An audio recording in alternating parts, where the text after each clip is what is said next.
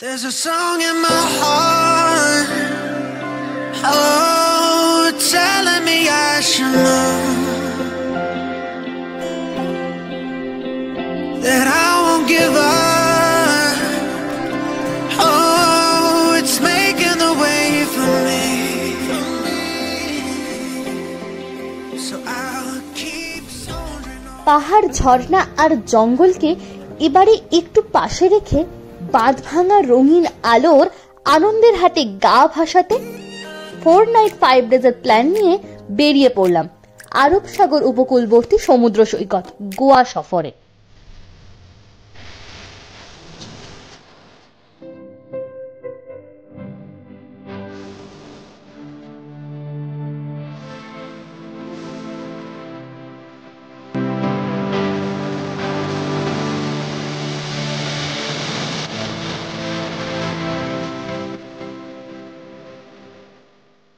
জনসংখ্যার দিক থেকে ভারতের চতুর্থ ক্ষুদ্রতম অঙ্গরাজ্য এটি। সাধারণত গোয়া ট্যুর মানেই সাউথ গোয়া এবং নর্থ গোয়া, তবে সেক্ষেত্রে হাতে রাখতে হবে বেশ কিছুটা সময়। এবারে আমাদের হাতে সময় কম থাকার জন্য আমাদের প্ল্যানিংয়ে শুধুই ছিল নর্থ গোয়া। সময় এখন 5:05। হায়দ্রাবাদ হয়ে অবশেষে আমরা এসে পৌঁছলাম ডাবলিম এয়ারপোর্টে। তবে তোমরা চাইলে তোমরা কিন্তু ট্রেনেও আসতে পারো, তবে সেক্ষেত্রে সেটা কিন্তু একটু সময় সাপেক্ষ হবে। ওলা বা উবেরের ফেসিলিটি এখানে না থাকায় গোয়া মাইলস থেকে ক্যাব বুক করে আমরা এগিয়ে চললাম আমাদের হোটেলের উদ্দেশ্যে। আমাদের মতন তোমরাও যারা এরকম অফ সিজনে এখানে আসবে ভাবছো, তারা কিন্তু এখানে এসেই পছন্দসই ও বাজেট ফ্রেন্ডলি প্রচুর হোটেল পেয়ে যাবে খুব সহজেই, তাই আগে থেকে বুক করে আসার কিন্তু কোনো প্রয়োজন নেই। বেশ কিছু হোটেল দেখার পর অবশেষে ক্যালেঙ্গুটে ও বাগা রোড থেকে একটু ভিতরে ক্যালেঙ্গুটে বিচ থেকে 340 মিটার দূরে অবস্থিত সেনর অ্যাঞ্জেলো রিসর্টে এসে পৌঁছলাম আমরা। এটির ভাড়া পার ডে 2000 করে। সুন্দর সুসজ্জিত এসি রুম, যেখানে ড্রেসিং টেবিল, টিভি এবং বড় আলমারি পেয়ে যাবে, আর আছে গিজারের সুপরিব্যবস্থা সহ একটা পরিষ্কার বাথরুম আর একটা সুন্দর পুল ভিউওয়ালা ব্যালকনি।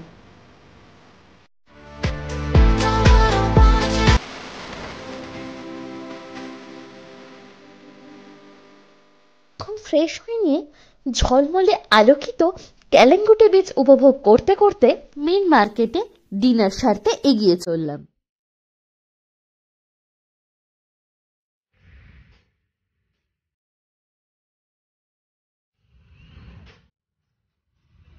তবে তোমরা চাইলে এই আলোকিত বালিয়াড়িতে বসে সমুদ্রের হাওয়া উপভোগ করতে করতে তোমার প্রিয় মানুষটির সাথে কিন্তু ক্যান্ডেল লাইট ডিনারটিও সেরে ফেলতেই পারো, যার খরচ পড়বে 6500 ফর কাপল। চলো এখন ডিনার সেরে নিয়ে হোটেল ফেরার পালা। দেখা হচ্ছে আবার কাল সকালে। সকাল সকাল আমাদের ভ্রমণ সাথী হিসেবে আমরা নিয়ে নিলাম একটি স্কুটি রেন্টে, যেটি খুব সহজেই আমরা আমাদের হোটেলের বাইরে থেকেই পেয়ে গেছিলাম। তবে তোমরা যদি চাও সরাসরি সামনে উপস্থিত থেকে নিজেদের পছন্দসই গাড়ি বা বাইক রেন্টে নিয়ে নিতে পারো, অথবা হোটেলে বসে ফোন করেই বিনা এক্সট্রা চার্জে পেয়ে যেতে পারো বাইক বা গাড়ির চাবি। পেট্রোল পাম্প থেকে তেল ভরে নিয়ে এবার চলে এলাম ব্রেকফাস্ট সারতে। অর্ডার দিয়েছিলাম চিজ ধোসা আর চা। তোমাদের সুবিধার্থে আমি মেনু কার্ডটাও এখানে দিয়ে দিলাম। ব্রেকফাস্ট শেষ, চলো এবার বেরিয়ে পড়ি ছাপড়া ফোর্টের উদ্দেশ্যে। এখানে বাইক পার্কিং চার্জেস 20 টাকা।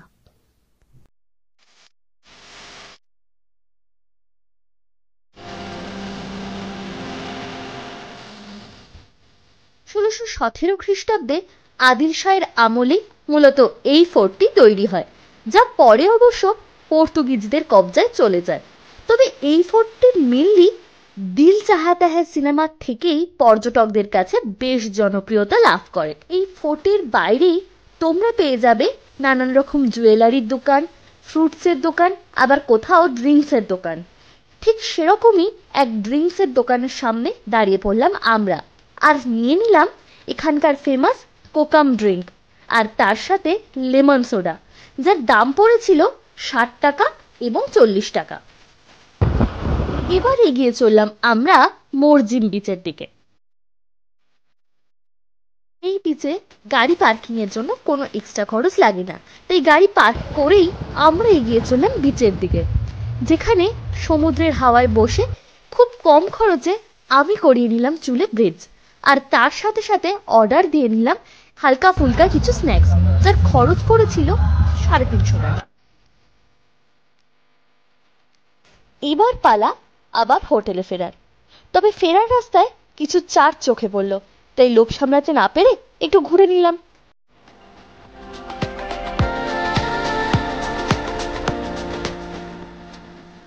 আচমকা বৃষ্টি এসে যাওয়ায় দাঁড়িয়ে পড়লাম রাস্তার ধারের এক পরিষ্কার সুন্দর রেস্টুরেন্টে, যেখানে সেরে নিলাম আমাদের আজকের লাঞ্চ। কি কি আছে সেটা জানবার জন্য তোমাদের সুবিধার্থে দিয়ে দিলাম এখানকার মেনুটাও।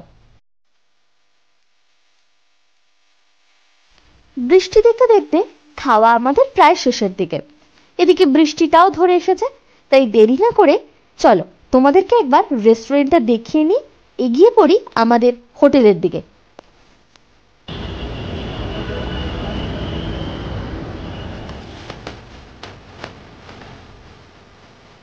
সময় এখন 6টা। হোটেলে ফিরে একটু রেস্ট নিয়ে বেরিয়ে পড়লাম বাগা বিচ দেখতে।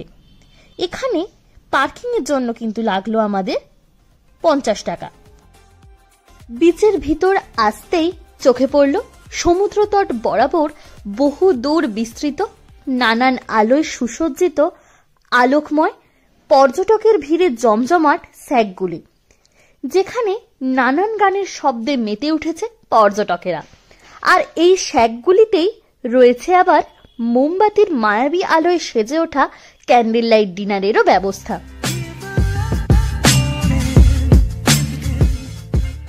বিচের বাইরে রয়েছে নানান জুয়েলারির দোকান, জামা কাপড়ের দোকান, ব্যাগ বা বিভিন্ন গিফট আইটেমের দোকান, যেখান থেকে কিন্তু তোমরা চাইলে ছোটখাটো শপিংটাও সেরে ফেলতে পারো।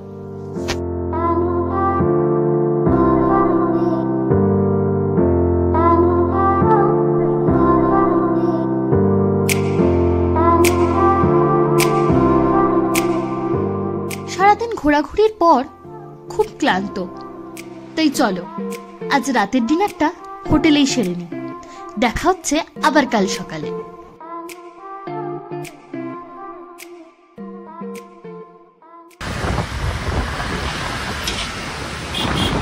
সময় এখন 10:25।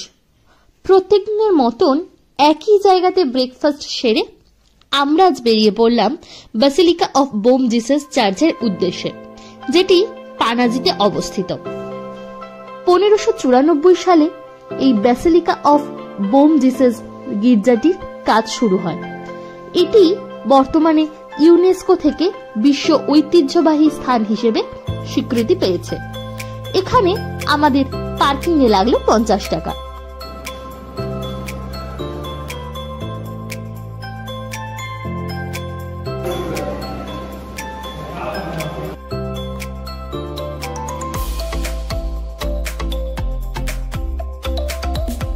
এবার চলো ঘুরে আসি এর ঠিক উল্টো দিকেই থাকা আর্কিওলজিক্যাল মিউজিয়ামের ভিতর থেকে।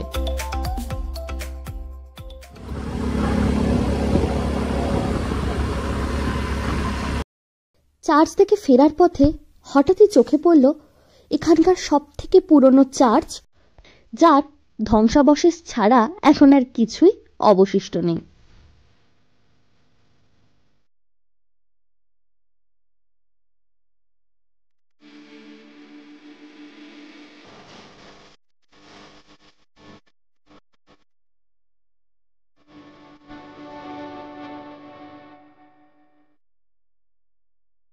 প্রচন্ড খিদে পাওয়ায় মাঝ রাস্তাতেই সেরে নিলাম আমাদের আজকের লাঞ্চ। ফেরার পথে বেশ কিছু অলিগলি ঘুরতে ঘুরতে হঠাৎ এক গলির সম্মুখীন হলাম, যেটাকে দেখে মনে হচ্ছিল ছোট্ট এক পর্তুগিজ শহর।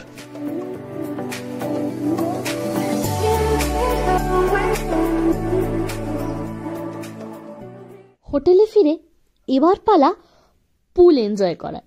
তবে এখানে পুলে কিন্তু সময়সীমা সন্ধ্যে 6টা অবধি, তারপর কিন্তু আর এখানে পুলে নামতে অনুমতি দেয় না।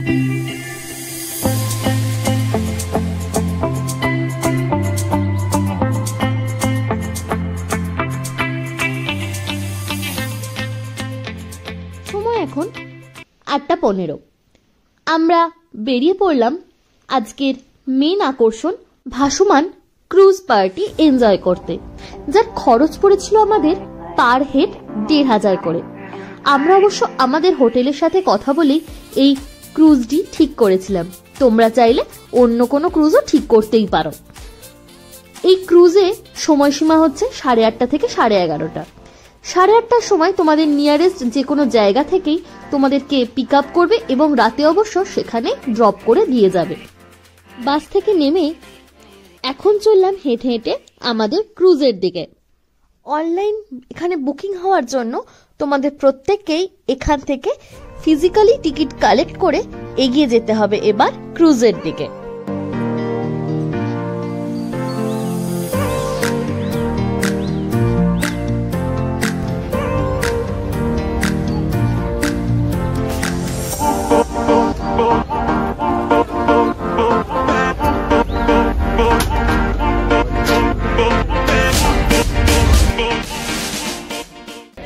like to give a warm welcome to all of your party groups. दोस्तों आप सभी का इस क्रूज पर तहे दिल से स्वागत है।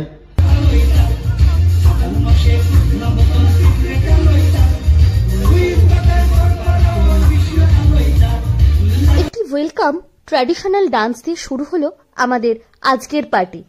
এই পার্টিতে তোমরা পেয়ে যাবে পার হেড 2টো করে কমপ্লিমেন্টারি ড্রিঙ্কস, সেটা যে যার পছন্দ মতন অ্যালকোহলিক বা নন অ্যালকোহলিক হতে পারে, আর রাতের ডিনার। আর আছে এসি ডান্স ফ্লোরে ডিজে মিউজিকের ব্যবস্থা। তবে তোমরা যারা হইহট্টগোল একটু কম পছন্দ করো তাদের জন্য কিন্তু আছে ওপরের দিকে সুন্দর আকাশের তলায় বসে হাওয়া উপভোগ করতে করতে নিজেদের মধ্যে আড্ডার ব্যবস্থা, যেটি এদের ডাইনিং এরিয়া। সকালে চার্চ আর রাতে সাগরের ওপর এরকম আনন্দ ঘন এক সন্ধে, সব মিলিয়ে বেশ কাটলো আজকের দিনটা। তাহলে চলো এবার পালা আবার হোটেলে ফেরার। দেখা হচ্ছে আবার কাল সকালে।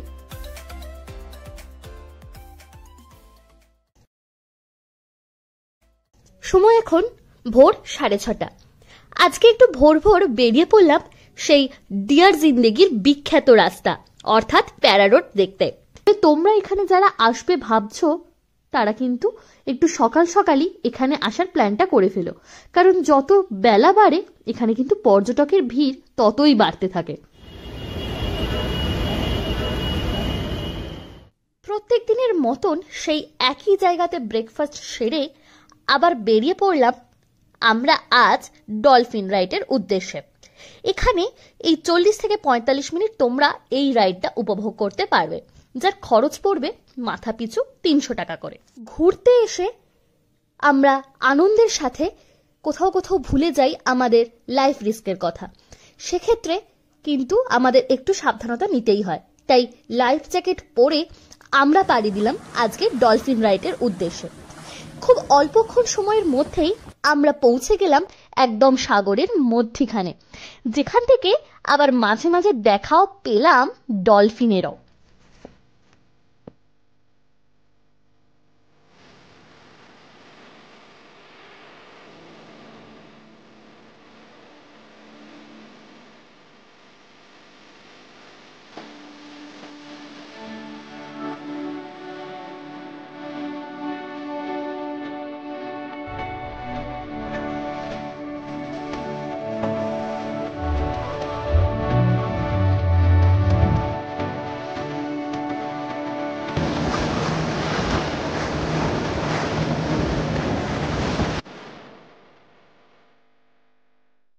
আরব সাগরের মাঝে বেশ কিছুক্ষণ ডলফিন রাইড উপভোগ করলাম।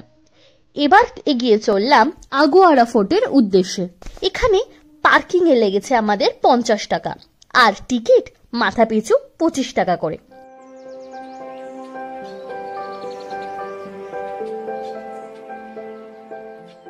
এখানে আবার হঠাৎ করেই দেখা মিলল আমাদের সবার প্রিয় কৌশিকদার সাথে। এ যেন এক অদ্ভুত প্রাপ্তি। হ্যাঁ, বাইরের দেশে এসে নিজের দেশের আবার এত জনপ্রিয় একজন কাছের লোককে সামনাসামনি পাওয়া, এ সত্যি বোধহয় ভীষণ ভাগ্যের এবং আনন্দের ব্যাপার।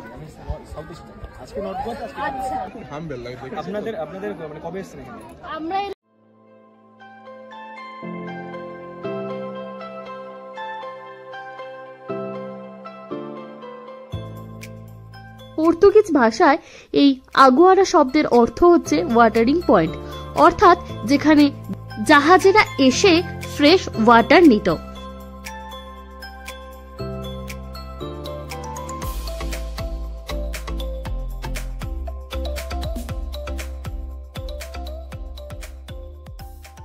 এবার পালা হোটেলে ফেরার। তবে যেহেতু এটাই ছিল আমাদের গোয়ার লাস্ট দিন, তাই একদমই আজ হোটেলে ফিরতে মন চাইছিল না। তাই এখান থেকে সরাসরি চলে গেলাম এরই কাছাকাছি পাম অ্যান্ড স্যান্ডস রেস্টুরেন্টে। সেখানে সমুদ্রের হাওয়ায় সমুদ্রকে উপভোগ করতে করতে সেরে নিলাম আমাদের আজকের লাঞ্চ, আর তার সাথে দেখে নিলাম সানসেটটাও।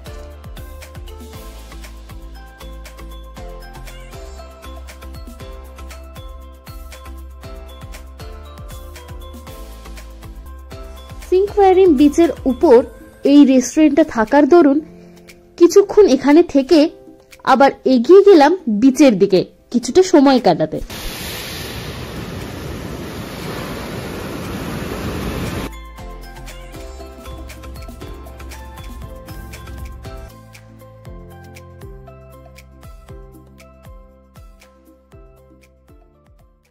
সানসেট দেখে ফিরে এলাম হোটেলে। কিছুক্ষণ ফ্রেশ হয়ে নিয়ে আবার বেরোলাম অঞ্জুনা ফ্লি মার্কেটের উদ্দেশ্যে। এখানে বেশ কিছুক্ষণ সময় কাটিয়ে বেশ কিছু দোকান ঘুরে ছোটখাটো কিছু মার্কেটিং সেরে এবার এগিয়ে চললাম এখানকার বিখ্যাত ফ্যাট ফিশ রেস্টুরেন্টের উদ্দেশ্যে।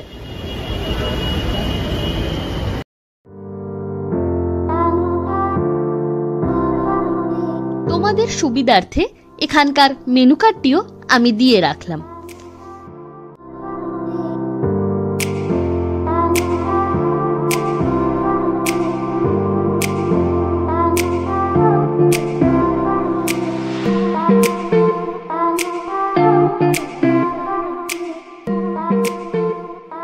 আর এখানে এসে দেখা মিলল টাইগারের সাথে। না, এ টাইগার অবশ্য সে টাইগার না, এ টাইগার হলো বাঘের মাসি, যার নাম টাইগার। এই ছিল আমাদের নর্থ গোয়া ট্যুর। তবে তোমরা চাইলে আরো 2 দিন এক্সট্রা হাতে রেখে এখানকার লোকাল ট্রাভেল এজেন্সির সাথে যোগাযোগ করে সাউথ গোয়া ডে ট্যুর আর আরেকদিন এখানকার ওয়াটার রাইডস গুলো সেরে নিতে পারো, যার ডিটেলস এখানে দেওয়া রইল।